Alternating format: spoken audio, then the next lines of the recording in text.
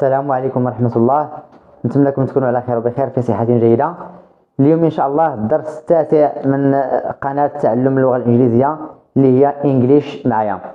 إذا كيف ما سبق لي وقلت لكم بأننا إن شاء الله في كل هذه القناة هذه كتحتوي على بزاف ديال الحوايج، منها الترجمة، منها القواعد، منها المفردات، منها القراءة، منها أي مسألة تخص اللغة الإنجليزية فهي توجد هنا في هذه القناة بإذن الله عز وجل. فالجميع سيتعلم بإذن الله عز وجل. إذن اليوم لدي هناك نص إن شاء الله سأقوم بترجمته بطريقة سهلة جدا إن شاء الله. الجميع غادي يعرف كل كلمة وكل مفرد من أين أتى بجميع الأمور إن شاء الله. تابع معايا هذا الفيديو، وإذا كنت كتشاهد معايا فما تبخلش علينا بسبسكرايب and like and if you want to make a comment in the channel. okay. إذن لنبدأ على بركة الله. العنوان ديال هذه الفقرة تقول a trip to the beach. a trip to the beach بمعنى a trip وهي رحلة. ففي نظركم لماذا أعطينا لهذا الاسم a؟ لأنه هنا مسألة مهمة في اللغة الإنجليزية. هنا لدينا أدوات نكرة في اللغة الإنجليزية ينبغي أن نقوم بمعرفتهم. لدينا a ولدينا an. إذا متى نستخدم a ومتى نستخدم an؟ دائما في اللغة الإنجليزية هنا لدينا أسماء مفردة. إذا كانت الأسماء المفردة تبدأ بحرف consonants، بحرف consonants. اوكي. مثلا على سبيل المثال R S T M، هؤلاء تسمى حروف متحركة وهي consonants. وإذا كان الاسم المفرد يبدأ بأن وهو من الحروف الفاول تسمى الحروف الصوتية، مثل A على سبيل المثال O U I و E. إذن هذه الحروف تسمى حروف vowels. اوكي. vowels. أي اسم كيبدأ بواحد من هذه الحروف فدائما أعطيه an وتسمى بأداة النكرة. اوكي. على سبيل المثال apple، خطأ أن أقول apple لوحدها، لكن تفاحة واحدة يجب أن أضع an وتنطق an apple. على سبيل المثال لو لدينا اسم pen قلم، بماذا يبدأ؟ يبدأ ب P، و P يعتبر من الكونسونانتس، إذن سأعطيه A لأنه يبدأ ب P. a pen قلم. وهذه هي أدوات النكرة في اللغة الإنجليزية بطريقة جد بسيطة إن شاء الله. إذن فلنبدأ على بركة الله. فلأقوم بمسح السبورة. إذن هنا لدينا a trip to the beach بمعنى a trip وهي رحلة، to وهي حرف اللام، ل the beach وهو الشاطئ وهو اسم معرف. اوكي. إذن النص يقول في نهاية الأسبوع، جزاك الله خير، ركز معي جيدا، في نهاية الأسبوع الماضي. اوكي. إذن في اللغة الإنجليزية لدينا الصفات والأسماء. عندما تأتي صفة واسم دائما في الإنجليزية نقوم بتسبيق الصفة على الاسم، وهذه مسألة ضرورية ومهمة. إذن الماضي اوكي بمعنى شي حاجة دازت، الماضي وهي last. اوكي. last. على سبيل المثال بغيت نقول مثلا الأسبوع الماضي سأقول last week. الشهر الماضي last month. الليلة الماضية last night، وهكذا. إذن ويبقى لنا نهاية الأسبوع وهي weekend. إذن last weekend. اوكي. last weekend بمعنى في نهاية الأسبوع الماضي وهي last weekend. ذهبت أنا وأصدقائي. ركز معي جيدا. في اللغة الإنجليزية ليست كاللغة العربية. مثلا في اللغة العربية سواء سبقنا الفاعل أو الفعل فهي مسألة طبيعية، لكن في الإنجليزية لا يمكننا أن نبدأ بالفعل كما بدأنا هنا في العربية ذهبت. إذن لذا سأقوم بتسبيق ماذا؟ بالفاعل هو الأول، بمعنى أصدقائي وأنا. إذن أصدقائي بالإنجليزية وتعني my friends.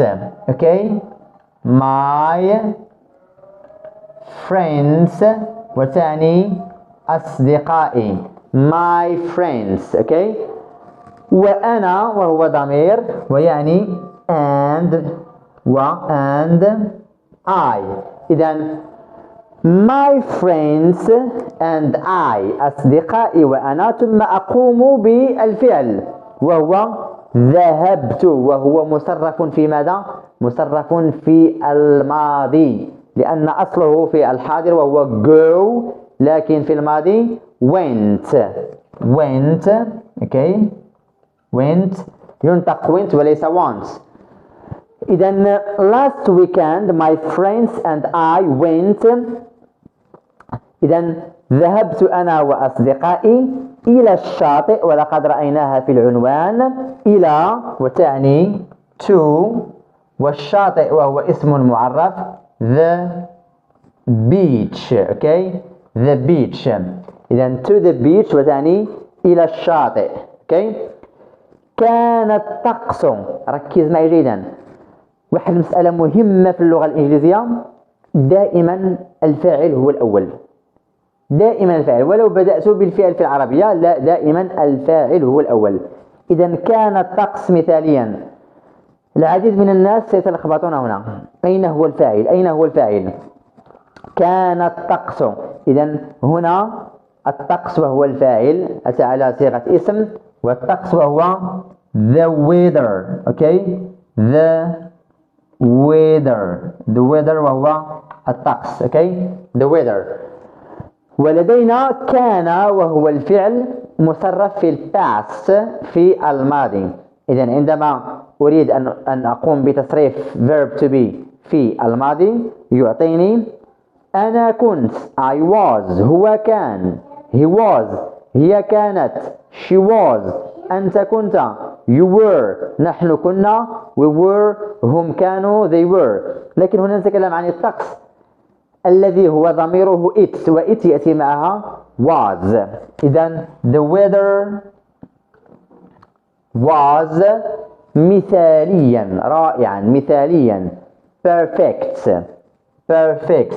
إذن الجو كان مثاليا perfect. okay perfect. مشمسا وتأتي من الشمس بمعنى sun، لكن صفتها sunny. okay وتكتب على هذه الطريقة sunny. إذن perfect مشمسا sunny.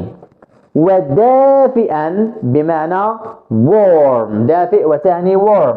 إذن حرف الواو في الأخير and warm. very good and warm.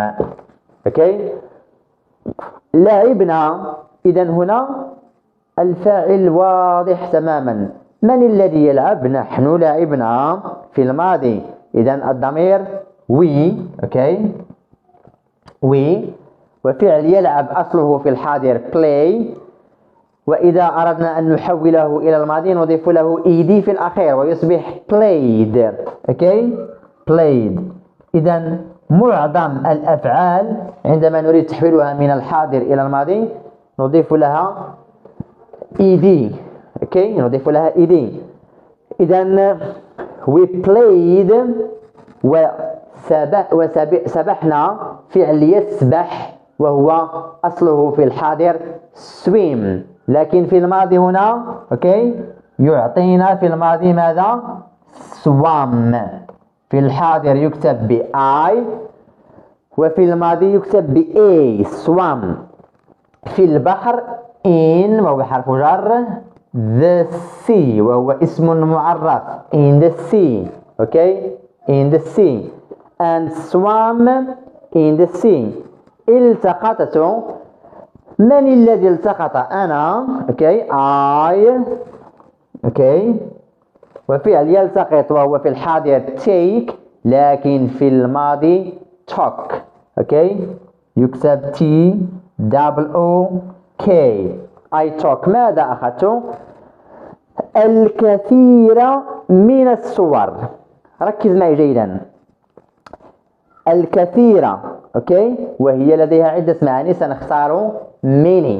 اوكي، many. اوكي، many. الصور وهي pictures. many pictures. many pictures. العديد من الصور. دائما عندما يكون لدي T وراءه U تنطق pictures. pictures. اوكي، الكثير من الصور. لغروب الشمس الجميل. هنا أريدك أن تركز معي جيدا. لغروب الشمس الجميل. حرف اللام هنا لي سنصنفه بالإنجليزية of. اوكي، of وليس of. of. لغروب الشمس. غروب الشمس وهي كلمة واحدة. الجميل إذا هنا لدينا صفة وهي الجميل، سنقوم بتسبيق الصفة على الاسم. وجميل وهي beautiful. اوكي، beautiful. وغروب الشمس وهو sunset. اوكي، sunset. وأصبحت I took many pictures of beautiful sunsets. اوكي، إذن ماذا؟ كان يوما ممتعا. كان يوما ممتعا. إذن يوما ممتعا. كان يوما. من الذي كان؟ أي هنا نتكلم عن الرحلة وسنقوم بتعويضها بضمير it. اوكي، الرحلة ونعوضها بضمير it، ثم نضع الفعل كان في الماضي لقد رأيناه سابقا وهو was. اوكي، إذن يوما ممتعا ومريحا. كما قلت لكم دائما عندما تكون الصفة تأتي قبل الاسم. إذن الاسم هنا هو يوما، ولدينا صفتين مريحا وممتعا ومريحا. إذن سنبدأ بممتعا التي هي اوكي لماذا وضعت هنا وضعت لأنها نكرة لهذا الاسم الذي هو يوم. a day. إذن توضع دائما قبل الصفة ولو أنها تأتي في الأخير. إذن ممتعا وتعني fun، ومريحا تعني relaxing. It was a fun and relaxing. okay، relaxing. ويوما وهو day and relaxing day. آمل وفعل يأمل. أنا I آمل ويعني hope. okay، I hope أن نتمكن. وفعل التمكن أو الاستطاعة وهو كان. من الذي يستطيع؟ بطبيعة الحال نحن. اوكي، we can. اوكي، we can أي نحن نتمكن. دائما هذا الفعل كان وهو يعتبر من الأفعال الناقصة دائما يأتي وراءه الفعل في المصدر in the infinitive وهو الذهاب ويعني فعل يذهب go. اوكي، go. إذن we can go مرة أخرى وهي نعبرها في كلمة واحدة وتعني again. اوكي، again. وهنا انتهينا من النص. سأعود بقراءته إن شاء الله. تابع معي. Last weekend my friends and I went to the beach. The weather was perfect, sunny and warm. We played and swam in the sea. I took many pictures of beautiful sunsets. It was a fun and relaxing day. I hope we can go again. إذن أعزائي المتابعين، كما لاحظتم إن شاء الله أننا نتعلم بطريقة جد بسيطة وسهلة، وأعدكم بإذن الله عز وجل الجميع سيتعلم. أنا دائما أنوه هنا وهنا وهنا لكي لا أجعل الملل والرتابة تقع في فيديوهاتي. أتمنى لكم إن شاء الله أن ينال إعجابكم ما أقوم بتقديمه، وأراكم في فيديوهات إن شاء الله قادمة. والسلام عليكم ورحمة الله تعالى وبركاته.